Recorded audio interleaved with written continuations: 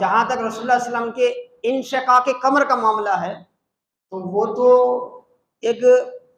قدرتی بات ہے، کیونکہ نبی کا معجزہ در حقیقت فعل الہی ہوتا ہے، اللہ کا فعل ہوتا ہے، اور وہ تو بالکل حقیقت ہے، اسے ہم کسی سائنسی اعتبار سے یا کسی کے نہیں ماننے سے نہ اس کے تعلق سے ہمارے دل میں شک پیدا ہو سکتا نہیں، بالکل جیسے سورج کے نکلنے کے بارے میں ہمیں شک نہیں ہے نا،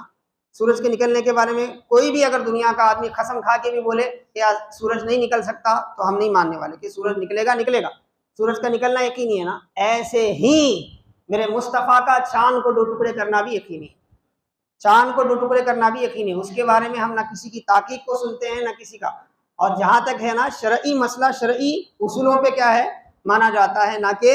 دنیاوی اصولوں پہ، اور شرعی اصول یہ ہے کہ قرآن نے خود اس بات کا ذکر کیا، جیسا کہ میں نے خطبہ مسنونہ کے بعد تلاوت کی، سورۃ القمر کو سورۃ القمر کیوں کہتے ہیں؟ کیونکہ اللہ تبارک و تعالیٰ نے قمر سے متعلق یعنی چاند سے متعلق، چاند اللہ کی نشانیوں میں سے ایک نشانی ہے، ہم چاند کو نہ دیوتا مانتے ہیں، نہ معبود نہ مانتے ہیں، نہ ہی عبادت کے لائق مانتے ہیں، چاند بھی اللہ کی ایک مخلوق ہے، جس طرح کائنات کا ہر ذرہ اللہ کے امر کا پابند ہے، ایسے ہی چاند بھی اللہ کے امر کا پابند ہے، چاند بھی اللہ کے حکم کا پابند ہے، جب حکم ہوتا ہے چمکتا ہے، جب حکم ہوتا ہے چاند گرہن ہو جاتا ہے، اسے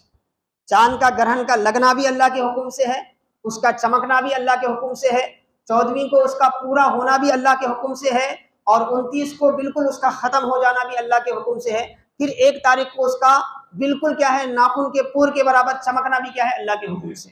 یہ سارا نظام اللہ تبارک و تعالیٰ نے ہمیں ٹائمنگ موسم سمجھنے کے لیے کیا ہے مقرر کر کے رکھا ہوا ہے، سورج سے چاند سے ہمیں ہماری عبادتوں کا ٹائمنگ کا پتہ چلتا ہے، ہماری عمروں کا پتہ چلتا ہے، ہمارے اوپر آنے والے موسموں کا پتہ چلتا ہے، یہ اسلام سے کیا ہے یہ ساری چیزیں۔ ایک بہت بڑی چیز قرآن کریم میں چاند کے حوالے سے انشقاق قمر، انشقاق قمر کا مطلب ہے چاند کا ٹکڑے ہونا، چاند میں دراڑ آنا، چاند میں دراڑ آنا، شق کہتے ہیں پھٹ جانے کو، اور اللہ تعالیٰ نے قرآن کریم میں اس کا ذکر فرمایا، کیا فرمایا؟ اقتربت الساعۃ وانشق القمر، قیامت قریب آ گئی اور چاند 2 ٹکڑے ہو چکا، چاند کیا ہے پھٹ چکا، اور پھر فرمایا وَإِن يَرَوْا آیَةً يُعْرِضُوا وَيَقُولُوا سِحْرٌ مُسْتَمِرٌ، اور وہ نشانی دیکھتے رہیں اور بھی دیکھیں نشانی، مشرکین کے حوالے سے کہا جا رہا ہے، اور بھی وہ نشانی دیکھیں، دیکھنے کے باوجود وہ کیا کریں گے؟ وَإِن يُعْرِضُوا آیَةً وَإِن يَرَوْا آیَةً يُعْرِضُوا، وہ انکار کریں گے اور کہیں گے کہ بھئی یہ تو چلتا ہوا جادو ہے، نہ ختم ہونے والا جادو ہے۔ تو اس کے حوالے سے پورے مفسرین، ایک آدھ کوئی اگر نہیں بولتا ہے تو اس کا حساب ہی نہیں ہے، پورے مفسرین، اور اس کے بعد کتب احادیث میں تقریباً 9 صحابہ سے یہ روایت موجود ہے، حضرت عبداللہ ابن عباس سے، حضرت عبداللہ ابن مسعود سے، حضرت ابو سعید خدری سے، حضرت عبداللہ بن عامر سے، حضرت جبیر بن مطعم سے، حضرت مولا علی رضی اللہ تعالیٰ عنہ سے، تقریباً 9 صحابہ سے روایت ہے۔ کتنی روایتیں ہیں؟ تقریباً 198 روایتیں ہیں، 198 احادیث ہیں اس پر، کیا ہے بخاری میں، مسلم میں، صحیح 6 کی ساری کتابوں میں، اس سے ہٹ کر کتب احادیث کے اور مسند احمد، صحیح ابن حبان وغیرہ میں روایت کیا ہے؟ حضرت عبداللہ ابن مسعود کی روایت کا مفہوم میں آپ کے سامنے عرض کر دیتا ہوں۔ حضرت عبداللہ ابن مسعود نے فرمایا ایک مرتبہ مشرکین نے، اہل مکہ نے آقا علیہ السلام کو ان کی نبوت پر نشانی چاہی،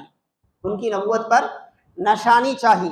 تو اب رسول اللہ صلی اللہ علیہ وسلم سے پوچھا گیا، کیا پوچھا گیا؟ نشانی، اور نشانی میں انہوں نے کیا پوچھا کہ بھائی بہت سی چیزیں وہ دیکھ چکے تھے کہ رسول اللہ صلی اللہ علیہ وسلم کی زندگی کتنی برکت والی ہے، اسی لیے کوئی ایسی چیز پوچھیں جو ان سے ناممکن ہو، اور یہ سمجھ کر انہوں نے کیا پوچھا کہ بھئی چاند چمک رہا ہے نا، چاند کو 2 ٹکڑے کر دو، چاند کو 2 ٹکڑے کر دو۔ تو حاضرین محترم عزیزان گرامی، حضرت عبداللہ ابن مسعود فرماتے ہیں اس وقت آقا علیہ السلام مینا کے پہاڑیوں کے قریب تھے، اللہ کے رسول، بعض روایتوں میں آتا ہے، تو اللہ کے رسول صلی اللہ علیہ وسلم نے وہیں سے اشارہ فرمایا چاند کی طرف، چاند 2 حصوں میں بڑھ گیا، چاند 2 حصوں میں بڑھ گیا، اور ایک حصہ غار حرا سے اس طرف نظر آ رہا تھا، ایک حصہ جو ہے جبل ابو قبیس جو بالکل خانہ کعبہ کے اپوزٹ میں ہے، آج اس پہاڑ کے نیچے سے کیا ہے بسوں کو پھرنے کے لیے غار کا راستہ بنایا گیا ہے، اس سے اس طرف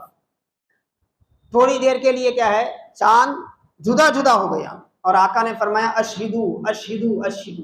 اللہ کے رسول نے فرمایا گواہ رہنا گواہ رہنا گواہ رہنا، تمہارا جو مطالبہ تھا میں نے پورا کر دیا، چاند کو 2 ٹکڑے کر دیا، اب تمہاری ذمہ داری ہے کہ مجھے رسول مانو، اور میں جو کہہ رہا ہوں کہ اللہ کے سوا کوئی معبود نہیں، اس